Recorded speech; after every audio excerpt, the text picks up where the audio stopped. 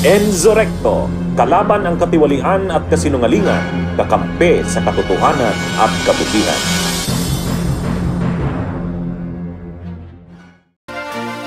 Samantala, sa iba pang balita, may bago na hong liderato ang mataas sa kapulungan ng Kongreso matapos mahong magbitiw bilang Senate President itong si Senador Juan Miguel Zubiri. Kaya alamin po natin sa kanya ang dahilan ng agad po niyang pagbitiw sa pwesto at ang kanyang saloobin naman sa nangyaring rigudon sa mataas sa kapulungan ng Kongreso. Live mula sa Senado, makakasama po natin si Senador o former Senate President Juan Miguel Zubiri. Mayong gabi, Senator.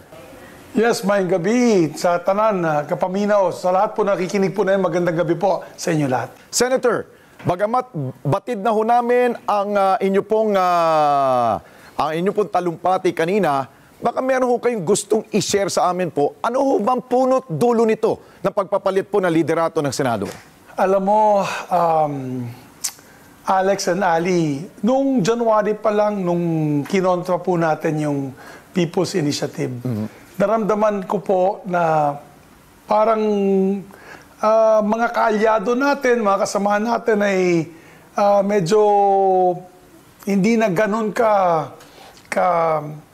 I'd say, responsive sa ating liderato. At nakikita ko po marami po mga dumarating na batiko mismo sa mga kaalyado natin. And then on forward to February, March, naglalabas na po yung mga black propaganda against sa liderato ng Senado. And most recently, I guess dahil sa mga hearings ni Senator Bato de la Rosa, ay may mga nagalit sa akin na may kapangyarihan. At siguro, sabi nila, palitan yung liderato ng Senado. Nahihinayan lang talaga ako, Alex, kasi alam mo, the Senate has always been an independent institution. Sinasabi nga nila, last bastion of democracy. Pero mukhang may ibang tao na may ibang agenda. But of course, hindi ko naman sinasabi ito ay agenda ng ating bagong Senate President.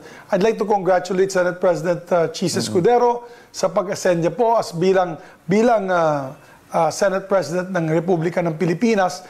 Ang akin lang po, naramdaman ko talaga ng hirap ng itong nakarang 5 buwan.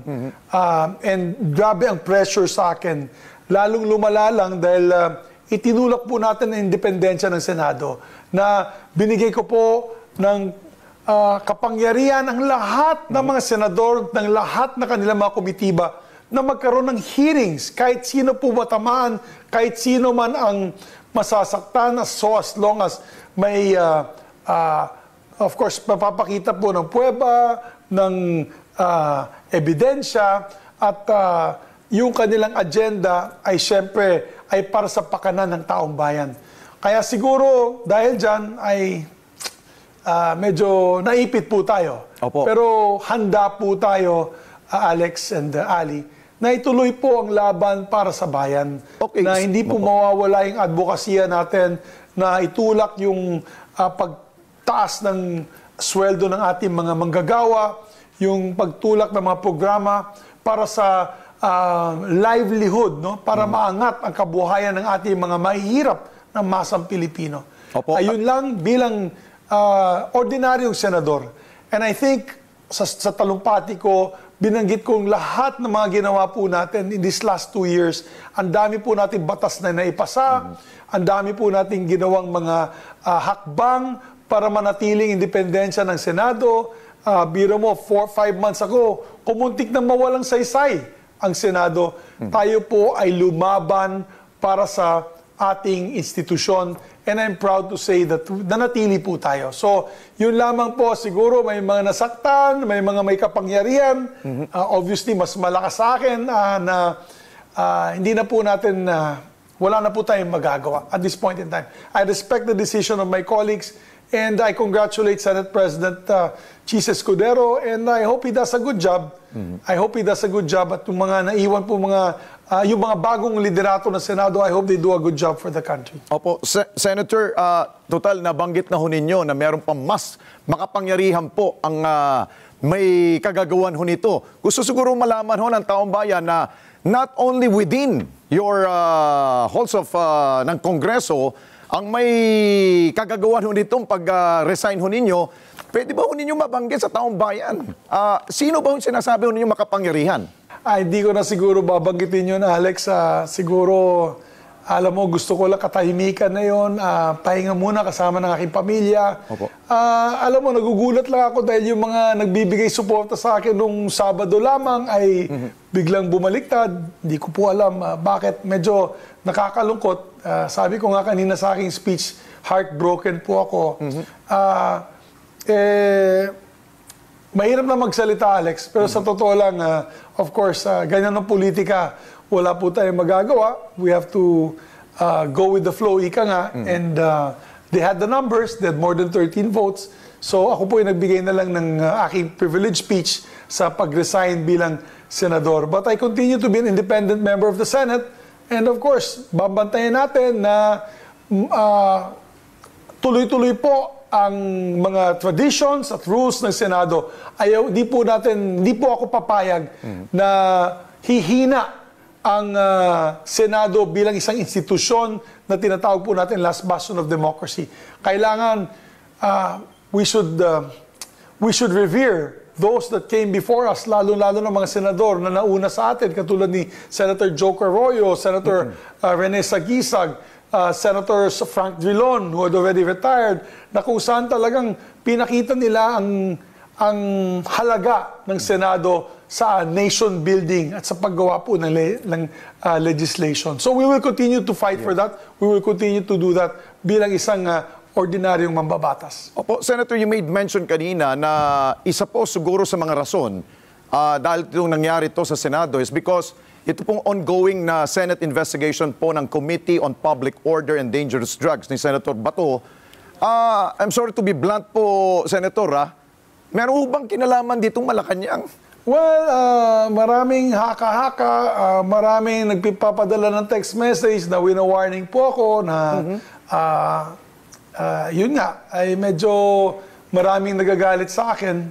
Sabi ko nga sa hearing, naalala nyo, nagsalita po ako sa hearing, I attended once at nagbigay po ako ng pahayag na sana wag gamitin itong hearing para sa pamumulitika. Yes. At sinabi ko doon, napakahirap ng aking sitwasyon. Yung dalawang panig kung saan po tayo membro ng unit team, yung isang panig galit sa akin dahil sa mga ginawa ko ding hakbang laban sa kanilang mga alyado. Dito din sa kabila ay nagagalit sa akin dahil itinuloy ko po ang pagdinig nitong hearing na ito na karapatan naman po ng mga senador yan, karapatan ng chairman ng committee na magkaroon itong mga hearings na ito. So, talagang nakakalungkot. Nakakalungkot. Kung totoo po yung mga haka-haka nila, nakakalungkot. And of course, I don't have direct knowledge. But syempre, pag ganitong klaseng impluensya na nakikita po natin na mga sumusuporta natin ay biglang bumabaliktad, medyo mabigat din. Mabigat din. Pero okay lang po.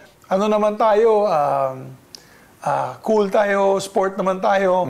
Matagal na ako sa politika since 1998. Kaya okay na rin sa akin na gawin ko na lang aking tungkulin bilang isang ordinaryong mambabatas. At mas maganda po yan, hindi po tayo under pressure na dapat sunod-sunurin tayo sa mga utos ng mga ibang tao.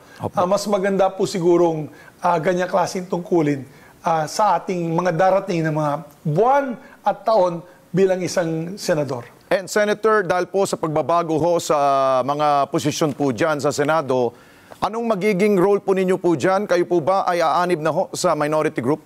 Papag-usapan po namin yan ngayong gabi, Alex and Ali. May meeting po kami, dinner meeting. Actually, pagkatapos po nito ay sasama ko ng aming grupo.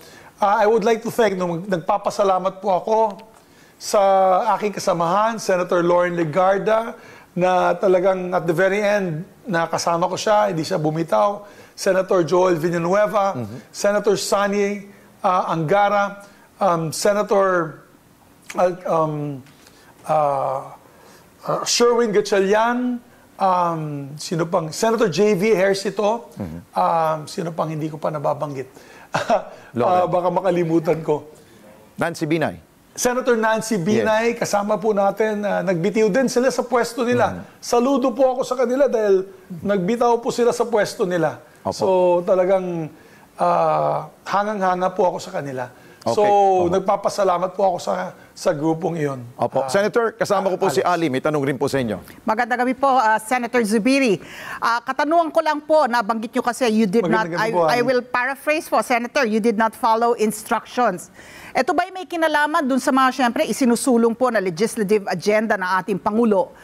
Pero alam din natin yung talagang pinanindigan ninyo na independence of the Senate, considering tatlong supposed to be equal branches of government, ang executive, judiciary, at ang legislature.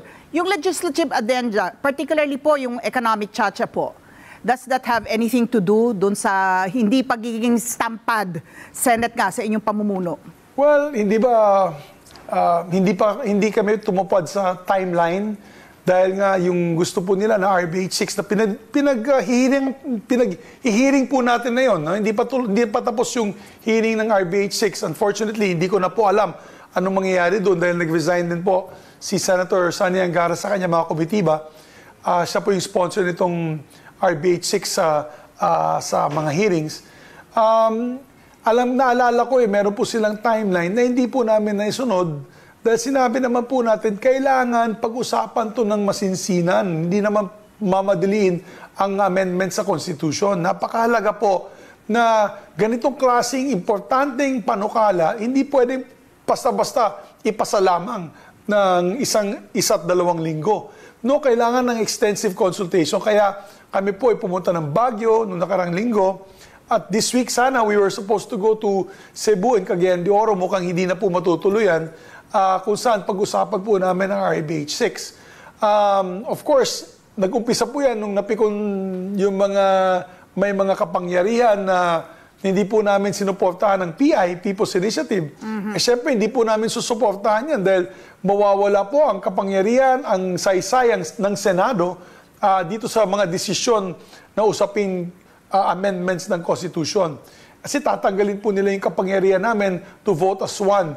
Kaya, in a rare moment, nagkasama po kami lahat, nagkaisa po kami lahat, na hindi kami pumayag. Unfortunately, dahil dyan, ay may mga nagalit po sa akin at sa aming liderato. And dyan po nag-umpisa siguro itong problema ko. Pero okay lang, Ali. I take it with my head held up high. Proud po ako. I'm very proud. Ako yung nagagalak na nagawa ko po yung tungkulin ko bilang Senate President kung saan talagang binigyan po natin importansya, independensya ng ating institusyon. Hindi po tayo natakot, hindi po tayo nag-compromise. Pagdating po ng ating institusyon, we kept it independent as much as possible and relevant in today's society. Thank you. Okay, Senator, siguro panghuli po, sa panig ho na inyong pamilya, ano hong sentimiento nila dahil po sa nangyari po nito? Well, natutuwa po ang aking asawa dahil makakasama ko na siya. Magbabakasyon po kami next week. At alam mo, kung hindi nga matuloy itong leadership change na yon, sigurado during the break, may gagapang at may gagapang pa rin para palitan ako. Alam ko may mga nanggagapang dyan. Medyo malungkot lang ako, medyo heartbroken lang ako dahil ang mga tinuturi kong mga kaibigan ay nag-traitor pa. So, ganun talagang politika. But that's my only regret. Yan siguro yung only regret ko na nakita ko yung mga kasamaan ko ng ilang taon. Yung iba, 7 taon, magkasama kami. 5 taon sa hirap at ginawa bilang grupo dito sa Senado. Biglang bumabaliktad dahil kung ano-ano man na ipinapangako. Ang akin lang dyan ay tuloy-tuloy lang po ang laban. Tuloy ang laban. Hindi po tayo titigil hanggang matulungan natin ang masang Pilipino umangat ang kanilang buhay. Whether as an independent member of the Senate, whether as a minority member of the Senate, whether as a majority member of the Senate, lalaban pa rin tayo para sa kapakanan ng ating bayan. Bunyog, bunyog, halikan na kasama ka. Bunyog, kapag buklod ay may pag-asa.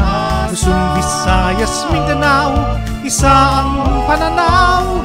Sa bagong Pilipinas ang bunyog isisigaw. Bunyog, bunyog.